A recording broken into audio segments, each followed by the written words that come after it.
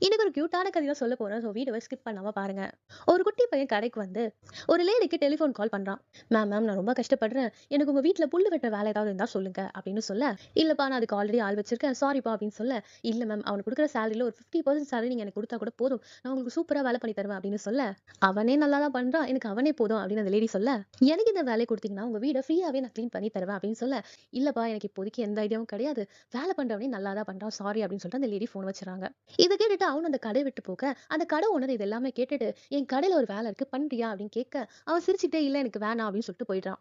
"ஏன்பா நீ தான் கஷ்டத்துல இருக்கியே, உனக்கு வேலை வேணும்ல, அதுக்கு தான் நான் வேலை குடுக்குறேன்" அப்படின்னு சொல்ல, "இல்ல சார் நான் ஆல்ரெடி ஒரு வீட்ல வேலை பண்ணிட்டு இருக்கேன். இப்ப நான் கால் பண்ணல, அந்த லேடி வீட்ல தான் நான் புல்லு வெட்டுற வேலை பார்த்துட்டு இருக்கேன்." இப்படி சொல்லி அந்த பையன் சிரிச்சுக்கிட்டே அந்த இடத்த விட்டு கிளம்புறான். இந்த கதையோட மாரல் என்ன அப்படின்னு பார்த்தீங்கன்னா, நம்ம என்ன வேலை பார்த்தாலும் அந்த வேலைய கரெக்ட்டா பார்க்கணும். நம்ம செய்யற வேலைக்கு இன்னொருத்தர் ரீப்ளேஸ்மென்ட்டா வரக்கூடாது. இப்படி நம்ம வேலைய நம்ம கரெக்ட்டா பண்ணோம்னா, நம்ம ஜாப் செக்யூரா இருக்கும். இந்த கதையில அந்த பையனோட அறிவுத்திறமை உங்களுக்கு பிடிச்சிருந்தா பிங்க் ஆட்ட கமெண்ட் பண்ணுங்க.